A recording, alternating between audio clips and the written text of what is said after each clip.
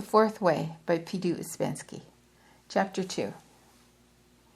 And let me remind you here, in this Q&A, the questions are being posed by Ouspensky, and the answers are being given by Gurdjieff. Question. Does one acquire knowledge of oneself through self-observation? Answer. Self-observation is connected with certain definite practices.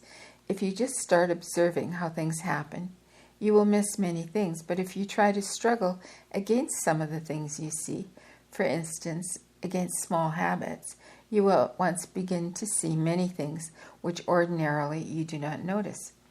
Everyone has small habits, habits of walking, habits of moving their hands, habits of sitting, habits of speaking in a certain way. This struggle is not for any particular results, but merely for self-observation. Perhaps you will find that you have to get rid of certain habits, but at present this struggle should be merely for self-study. At the same time, if you want to develop consciousness and improve our functions, almost from the very beginning of self-observation, we are advised to try and stop some of our functions which are not only useless, but definitely harmful. For instance, in observing yourself, particularly in observing the emotional function, try to stop as much as possible all expression of negative emotions. Many people's lives practically consist of that. They express negative emotions at every possible moment, on any occasion, whether suitable or unsuitable.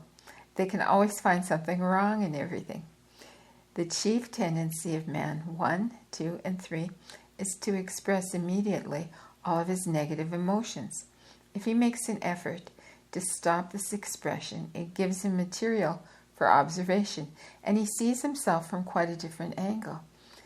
If he makes serious efforts in this direction, very soon he will become convinced that he has no will, because it is a most difficult thing to stop this expression of negative emotions. At the same time, it is necessary. Another useless function is talk. We talk too much. We talk and talk and talk, and we really never notice it.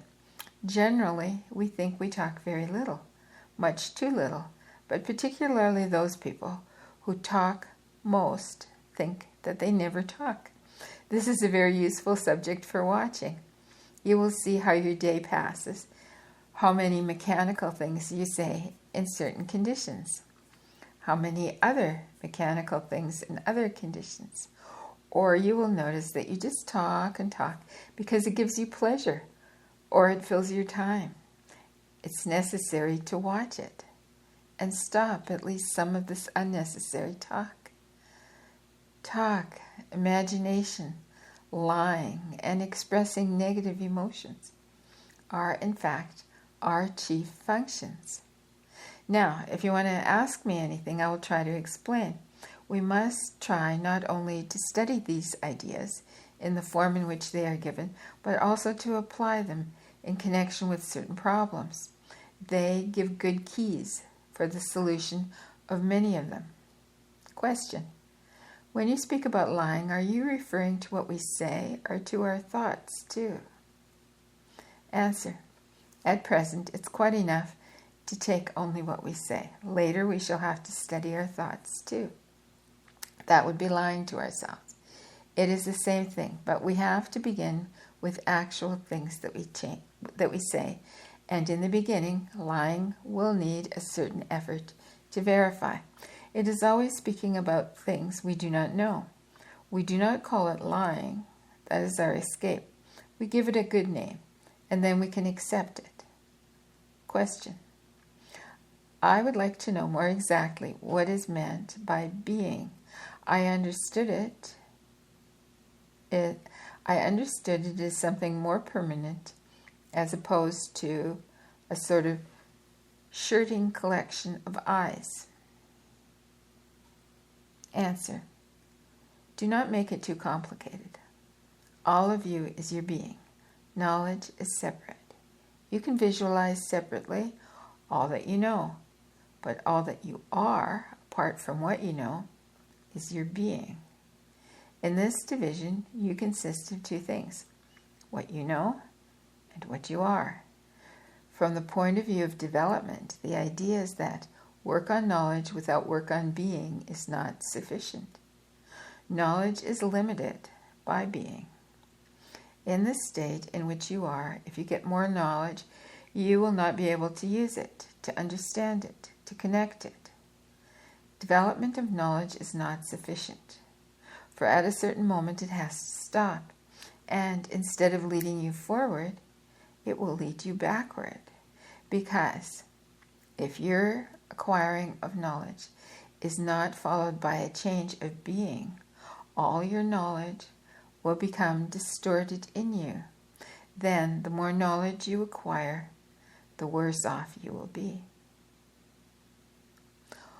Question: what part does being play in the attainment of knowledge?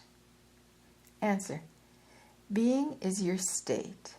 In one state you can acquire knowledge, but if another state develops, you can acquire more knowledge. If you are divided into different I's, all contradicting one another, it's very difficult to acquire knowledge, because each part will acquire it by itself and understand it by itself.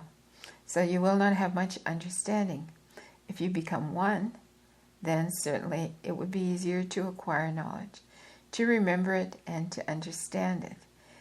Being means state, inner conditions, altogether, not separate.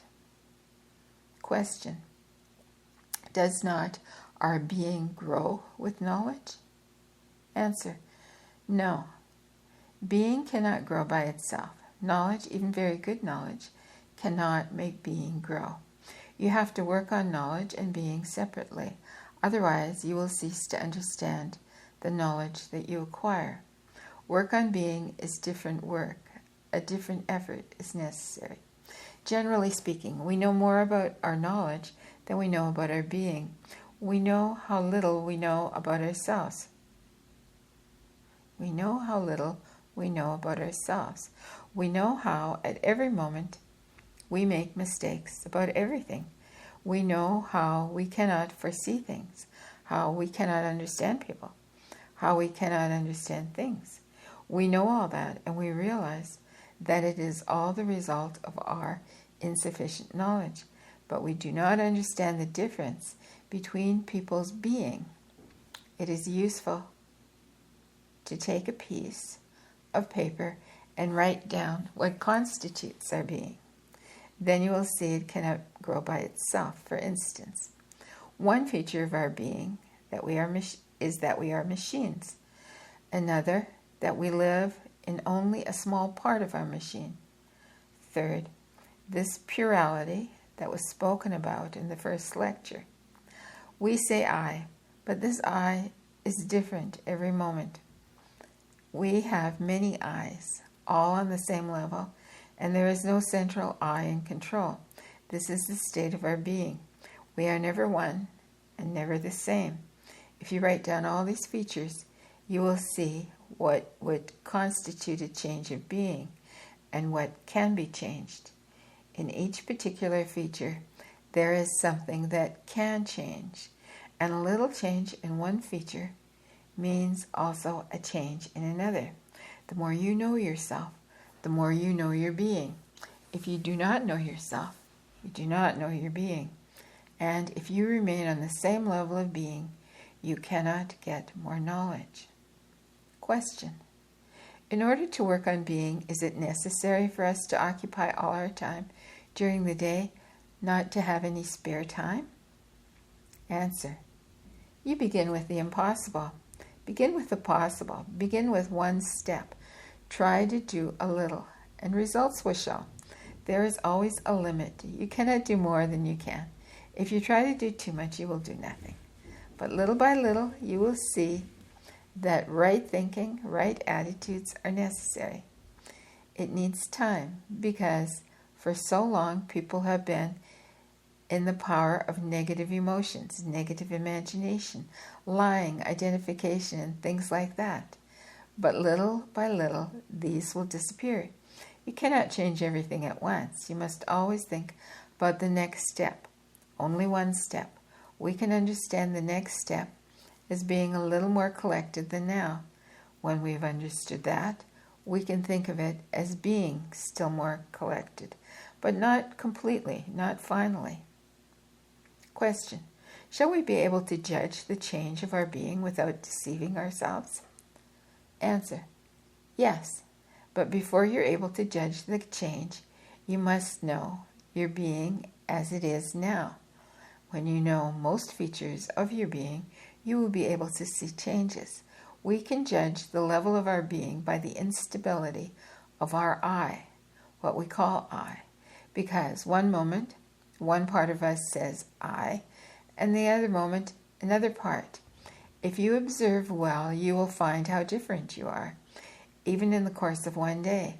One moment you decide to do one thing, another moment another thing. It is this constant changing, even in the course of 24 hours, that really shows the level of our being. Question: on what does the difference in level among ordinary sleeping people depend? Answer: on reliability. There are more reliable people and less reliable people. This is also true in the work. Unreliable people cannot get much. Question: do we all start on the same level?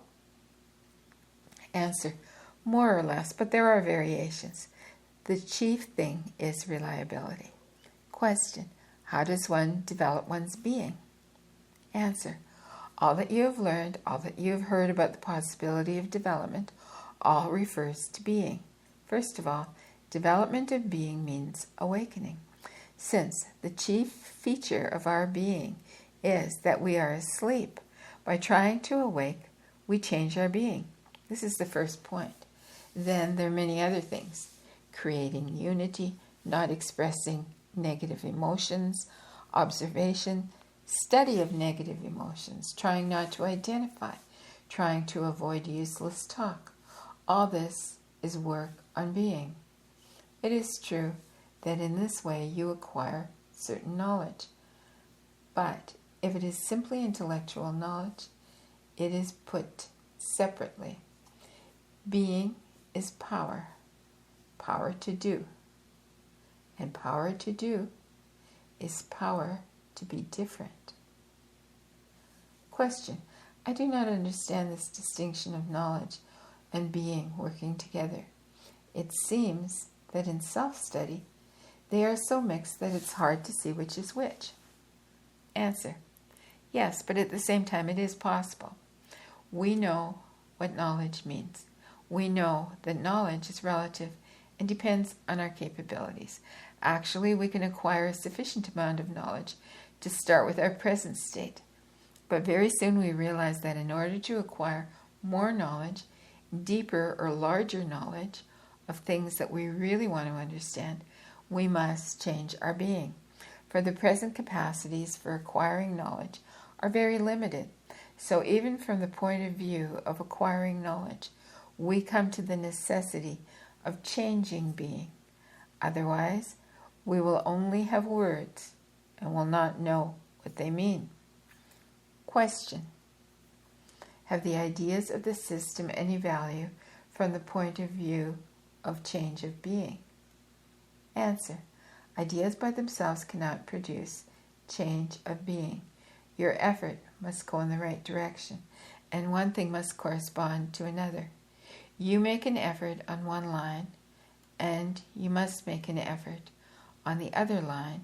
You can change nothing without a system. Even with a system, it is difficult.